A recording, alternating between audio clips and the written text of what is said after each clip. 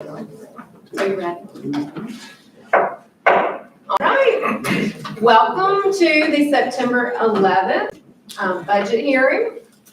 We are going to start with the approval of the agenda. Do I have a motion to approve? So moved. Second? Second. All in favor? Aye. Great.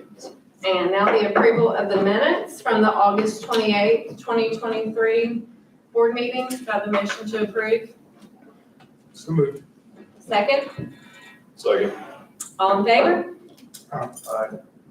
Great. Board members, we will move to our second budget hearing of the year, and this will be the second of the two required budget hearings.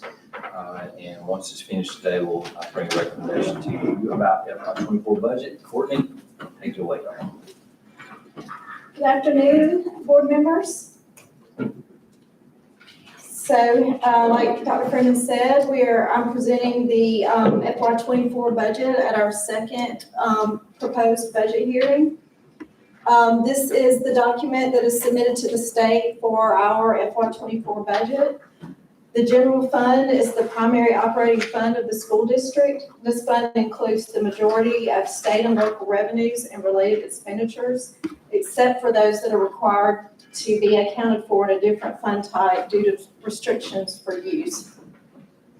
The primary source of our state revenues come from the Education Trust Fund. State revenues from the Education Trust Fund Foundation Program are allocated to us in the amount of $43.6 million for this year. This is our allocation from the ETF based on our reported average daily membership on last year's enrollment after the first 20 days of school. We are anticipating local revenues of $51.1 million. These are primarily from ad valorem taxes and a small amount from city sales tax.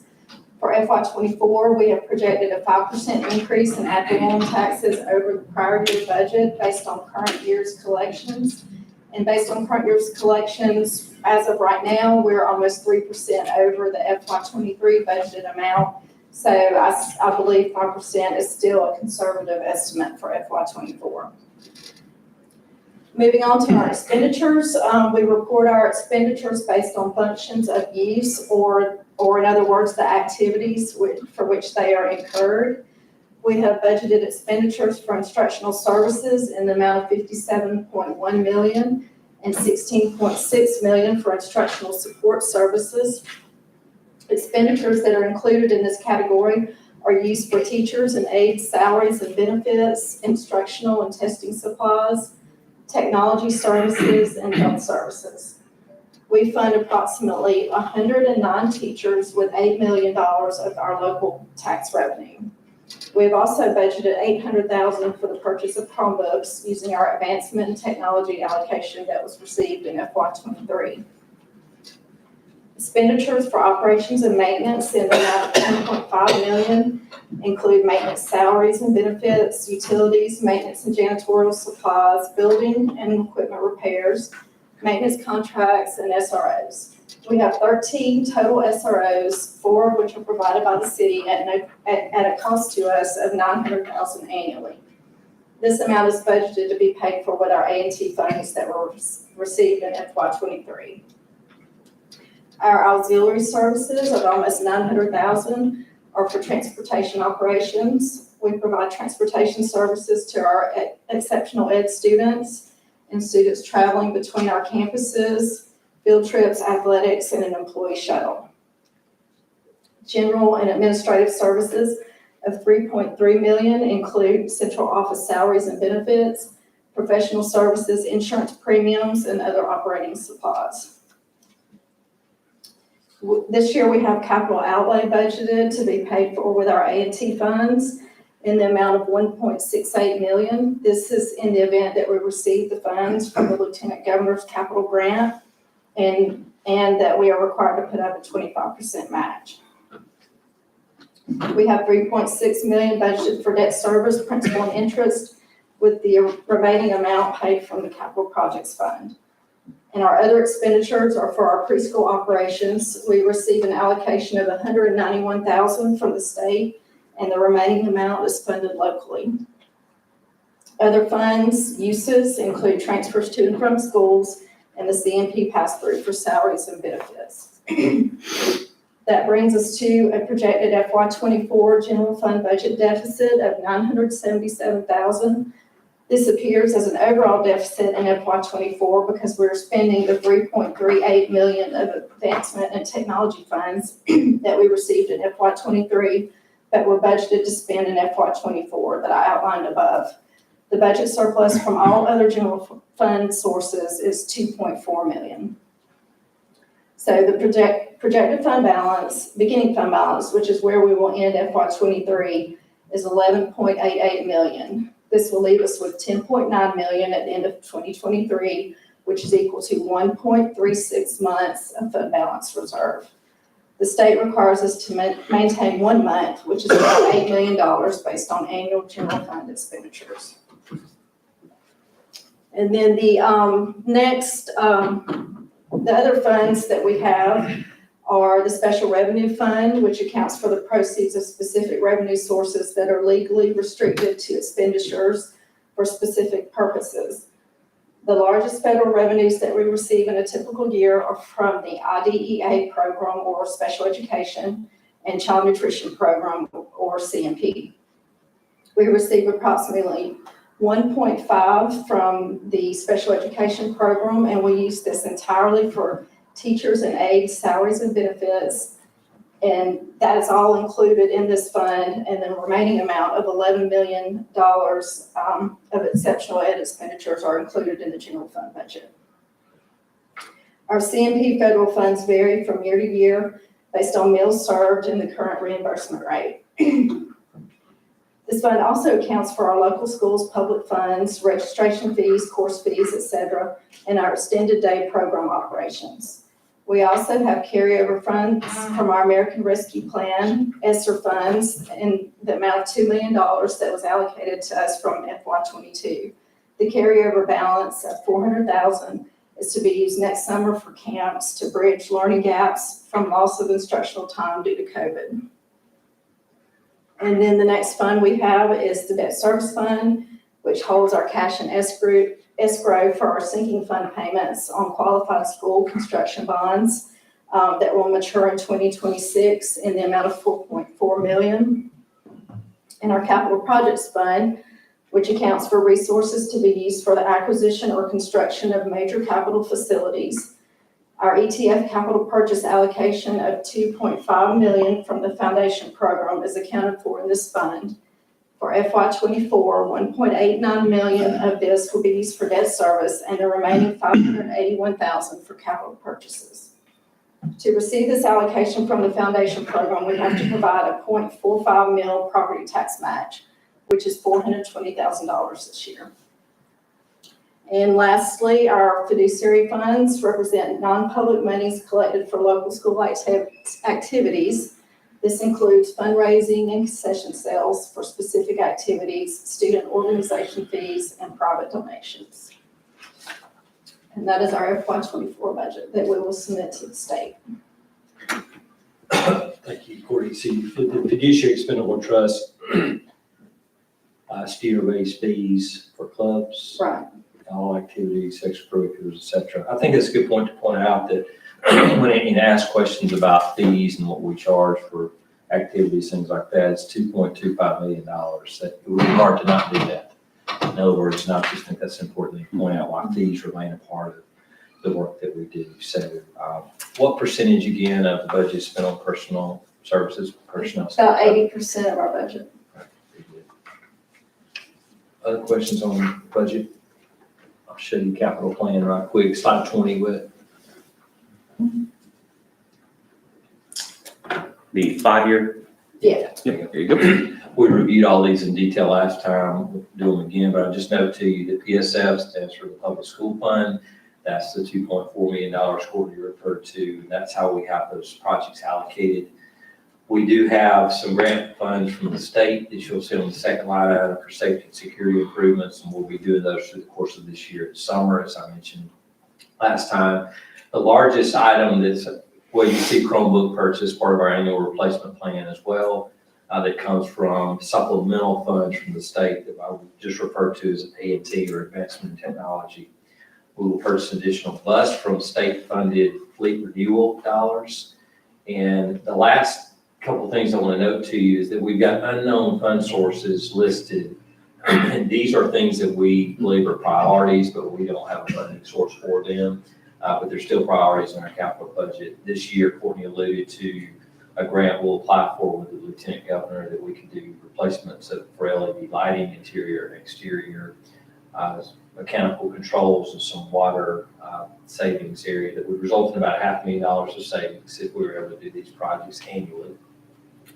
The other large unfunded amounts is the next fiscal year, where you see $35 million, which is all of the things we outlined in One Rebel, One Future relative to heating and air conditioning and roofing improvements. That's substantial. We don't have a fund source for it at this point. One Rebel, One Future projects are listed at the bottom. Those are some of the needs that we know are critical needs, we feel like, for spaces within our system. Kitchen improvements, for example, some spaces that we need relative to band, wrestling, things of that nature. They're still outlined there. They're still project priorities. Just to point out that we don't have a fund source for them at this point. Okay. I want to make relative to the budget before we get to a recommendation. 0.36 month reserve puts us in a better position than we've been in several years, and I would attribute that to primarily two things. One is that we reduced expenditures of about $1 million in personnel, and I do want to remind you that no employee lost a job because we cut back. Those were unfilled positions that we did not have at the time, and so we just didn't fill those back, and that's a clarification point I did want to make about that. The other thing is we did get a larger than normal supplemental grant from the state, which allowed us to put in some of the additional funds aside, so that helps our budget reserve. That's a good thing. Looking forward this year, there are primarily 4 things that I want to mention to you that I would like to be doing and bring to you at some point during the year, the results and where I think we're heading for future budgeting. With our existing revenues and looking at the system's needs, this year we're doing a study on employee compensation so we can make sure we're staying competitive where we need to be in categories for all of our employees. We're going to do a study on enrollment trends. We did a demography study several years ago, probably around 2016, 17. It's been a while since we've done that. A lot of things have changed. But it is worth noting that the population in the city has been reduced since the 2020 census, and we see that as well as some small reductions in our schools. So we'll be looking at enrollment trends and trying to make some very accurate predictions in the 5-10 year period of time. I also would like to do a study on revenue trends in our city. Post COVID, there have been developments within the city, of course. A large development was approved in Liberty Park that raised. So we want to be looking at 5 to 10 year patterns on the revenue we think is coming into the system. And then that helps us, I think, make decisions on how to best spend our dollars. We're having to be very conscious of how we spend all our dollars like we should be. But I think these are important studies we need to do. And I'll bring to you during the course of the year where I think where we should be headed for you to consider. And the final thing is that we'll be talking through the course of this year about opportunities for people in the community, businesses, individuals, organizations that may have particular interest in certain things within our system that we're doing and how they might want to participate in investing in those opportunities. So look forward to more conversation. That's really high level right now, but look forward to more of those conversations about how we want to appeal to areas that we think people just have particular interest in. And I look forward to sharing those with you as well. Other questions related to budget? Okay. Board members, your item A is the budget, and I recommend the board approve the fiscal year 2024 budget as submitted. Heard the superintendent's recommendation to approve the fiscal year of 2024 budget. Do I have a motion to approve? So moved. Second, Second. all in favor? Thank you. Well done, Courtney. Well done. Item B I recommend the board approve the lease of property as submitted. Per the superintendent's recommendation to approve the lease of property, do I have a motion to approve? So moved. Second, Second. all in favor? Let me give a little description. Okay, sure. Yeah. So the lease of property is for the building that's on the central campus right above, as you know, right above the school. It used to be where we had after-school program offices. The city used it for a little bit of time while they were doing some project construction work. And what we have arranged here is a lease opportunity with Impact Counseling to provide them space for 2 years. They have additional needs in their programming. And so we're leasing this property to them, that building for 2 years. What that then allows us to do is we'll take the funds from the lease and we're going to put it back into our counseling support services. So as we speak, after you approve the budget, we will begin working with Impact to put additional intervention support in our secondary grades like we have in elementary. So I believe it's a win-win for us, and that's the purpose of the lease. Any questions or comments? All in favor? All right, and the last part is public comment. If anyone is here wanting to share anything, the individual desiring to speak shall stand and give his or her name and their address. The presentation should be as brief as possible, and in no event shall such address exceed 3 minutes. The speaker may make statements about their particular concern with school operations and programs.